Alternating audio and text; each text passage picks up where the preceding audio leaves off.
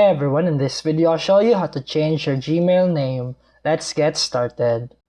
There are two ways to change your Gmail name. You can either change your sender name in Gmail or your entire Google account name. First, to change your sender or display name, open the Gmail and tap the gear icon in the top right corner and select See All Settings. Now go to the Accounts and Import tab.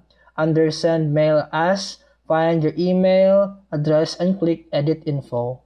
And after that, enter your new name, then select Save Changes. This will change the name people see when you send them emails.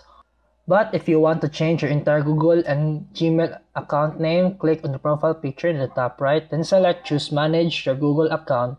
Next, go to Personal Info tab, scroll down to Name and tap it. Now just edit your first or last name and click Save. And that's it for today's video. If you found this helpful, please like and subscribe for more videos. See you in the next one.